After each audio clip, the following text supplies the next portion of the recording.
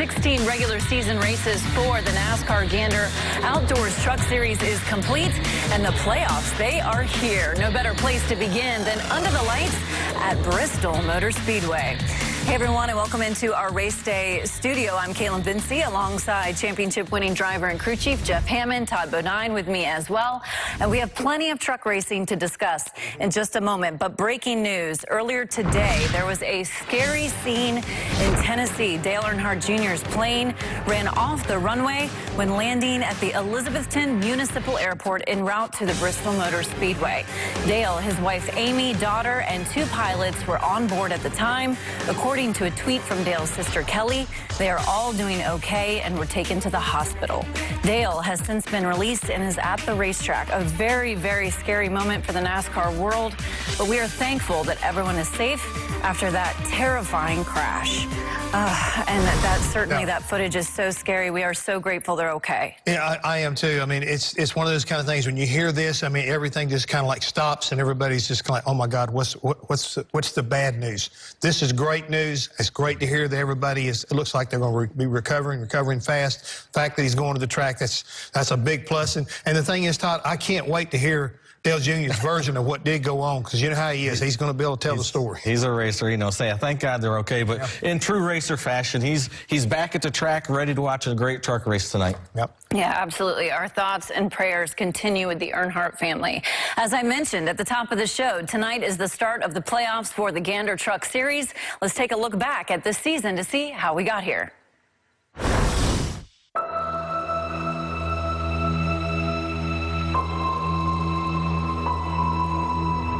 Hill with a 16 will win his first career race, and he does it at Daytona. We continue to work on not only Todd, but Harrison, everybody. And if they want to be a star in this sport, they better perform in the KBM stuff, because if you don't, sorry, man, there's not much left for you. For the fourth consecutive race this season, Kyle Busch is the winner, victorious at Texas. Johnny Sauter wins here at the Monster Mile. Friesen out of gas, and Ross Chastain has gone to the front. Ross Chastain wins at Kansas. Oh, yes, thank you. Kyle Busch, career win number 56, and his 8th at Charlotte. Greg Biffle wins at Texas. Awesome drive, buddy. Austin Hill had a handful there. Hill repaying the favor. He just spun it and wrecked it. He's chasing it. Johnny Sauter not happy. He takes out Austin Hill. Johnny Sauter suspended for one race. Ross Chastain took the checkered flag first, but he didn't take the victory. The truck failed post-race tech. Chastain stripped of the win. That victory was then awarded to Brett Moffitt. Racing redemption for Ross Chastain. He has done it. Winning at Gateway. Good job. Checkered flag in the air, and Brett Moffitt has won at Chicagoland Speedway. Come out. Brett Moffitt is out of gas, and Ankrum is going to take the lead. What an upset. Tyler Ankrum wins at Kentucky. Ross Chastain victorious at Pocono. Good job, yeah! The wait is over for Stuart Friesen. He has won at Eldora. Austin Hill wins the regular season finale. Grant Enfinger, the championship point leader. No question, it was a bit of a wild regular season, and plenty of unpredictability has narrowed it down to just 8 drivers competing in this year's playoffs. Tyler Ankrum, Johnny Sauter, Matt Crafton, Ross Chastain, Austin Hill, Stuart Friesen, Grant Enfinger, and the returning champion Brett Moffitt rounds out the 8 who will make a run for the title in the Truck Series. Okay, so we looked back at the regular season. What was maybe one of the biggest storylines to you, Todd? Well, I think one of the biggest things that stands out for me is the quality of our truck field. The fact that we have 4 good race car drivers not in it. Harrison Burton, Todd Gilliland, Sheldon Creed, and Ben Rhodes, who is 5th in regular season points, they're not in the playoffs. Yeah, spoilers. That shows you the quality of the field of trucks that we have and the quality of drivers, and it's just astounding to me. And the fact you got to win. And speaking of wins, what's surprised me?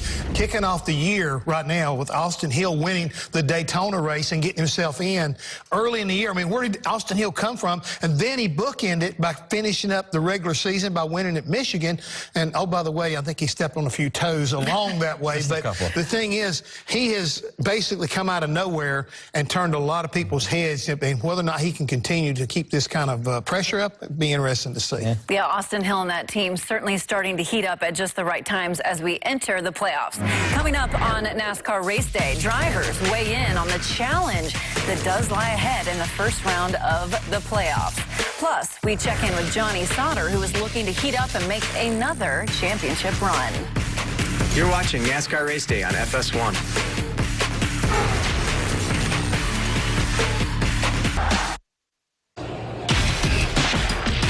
Welcome back to Race Day here on FS1, getting you ready for the first race of the playoffs.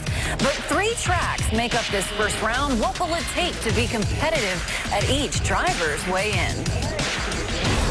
We go to the fastest short track you could go to in Bristol first time around, and then to a road course, and then to a 1.5 miles. So you're going to have to be good at all 3 of them to be able to advance on. A lot of it's survival, but being patiently aggressive at the same time. They're so different racetracks that, you know, the driver just has to be good at all of them. It's my favorite one, to be totally honest. It's the variety of tracks. We go to short track, we go to a road course, and we go to a 1.5 miles. And you kind of control your own destiny at those places, and you get to lift and drive them a lot more. 3 unique tracks. You got a fast short track in Bristol, which is wild. Canadian Tire's always had wild finishes. And then going to Vegas, which is a big, fast, wide open 1.5 miles. So 3 unique tracks and 3 different ways to be able to lock into the round of 6. I think it's going to be intense with all these different stages being unique as they are in their own different respect. It's definitely going to be huge. The first round's going to be a tough one. I look at this field of drivers and field of teams. It's one of the toughest ones I ever remember. So the first round's going to be a tough one. And here is a look at the first round. 3 very different racetracks. Tonight, the high-speed, high-banked half-mile of Bristol, then up to Canada next week for a road course, and wrapping it up at a more traditional 1.5 miles in Las Vegas. So we heard the drivers weighing in. Johnny Sauter saying he believes this could be one of the most challenging rounds he's seen in his career. Todd, do you agree? I totally agree. I love this round, like all these guys said, because it's 3 totally different racetracks, and it really tests every discipline that it takes to be a race car driver. You got to understand braking. You got to understand corner entry at the road course, shifting. You can't miss shifts. 1.5 miles, you got to understand the drafting and what it takes to get it up front. So this is really a test of every discipline that it takes to be a race car driver, and I'm loving every minute of it. Yeah, it's going to be a series, I guess, of opportunities and probably disappointments. But the way the way I'm looking at this is I want to pick the drivers out who have the best opportunity to capitalize on it. Like Johnny Sauter tonight here at Bristol. I think this is his best shot to keep advancing at least through round 1. You get to the road courses. I like Ross Chastain because he's been practicing road coursing because he's been racing the Monster Energy Series. He's got a lot of little bit of experience and been practicing on his, his heel and toe, you might say. But then we go to Las Vegas. You got to say, ooh, who's going to do good there? How about Grant Enfinger? He won this race a year ago. He's been Mr. Consistency all year long. Can he put it together when he needs to make sure he punches his ticket into the next round? Yeah. For once, I actually agree with them. You on agree all with of that. them? Absolutely. Okay, we are off Write that down first time. Yeah. That's good. And it's always good to get off to a hot start in the playoffs. And for Johnny Sauter, a chance to turn his recent performance around will be key. It wasn't a playoff race last year, but it was the site of his 5th win. Right now, he is with Hermie Sadler. Well, Kaitlyn got Johnny Sauter standing by, and everybody knows you guys have not had the second half of the season that you're accustomed to having, but you're here in the playoffs with a chance to win a championship at a racetrack that you really like. So can you turn the whole thing around tonight? I think so. I mean, everybody at ThorSport's been working hard, and I'm a little disappointed in my lap. I thought we had better speed than that earlier today, and I just maybe overdrove it a little bit getting in the corner, and how that works. It doesn't help you when you're trying to exit the corner, but just proud of everybody on our 10 to Ford F-150. Yeah, I mean, obviously everybody knows the last couple months haven't been exactly what we wanted, but you got to keep digging in this sport. I've been around long enough to know that, you're a hero one day and a zero the next. So guys are working hard, and that's what it's all about, is never giving up. So I can't think of a better place to turn it around than a place like Bristol. So I'm pumped up for tonight. Well, Kaitlyn, he's the defending race winner, and he'll roll off 6th tonight. Yeah, Hermie, good qualifying effort there for Johnny Sauter. I like what he said. 1 week you're a hero, the next week you're a zero. But, Jeff, do you think that this is the place where he can kind of get things turned around with his season? Well, let's hope so for his sake, because what I loved, I was listening to Race Hub the other night, and what he said on there I think was very profound. I got to get my head out of my butt to be able to get this thing back on, get it back on track the way you need to. And you talk about his numbers. I mean, he was mentioning how long it's been since he's really had a successful run. It goes all the way back to his win at Dover, 12 races ago, so probably a little bit more than 2 months. But he's got to get back on track and get back to what he normally does, which is run up front. He's been basically missing from basically top 5 finishes. So he's got a lot of work to do. Bristol's going to be a good place for him, though, Todd. It is, you know, but the one thing, we got to look at the last 2 years with Johnny and his crew chief, Joe Shear.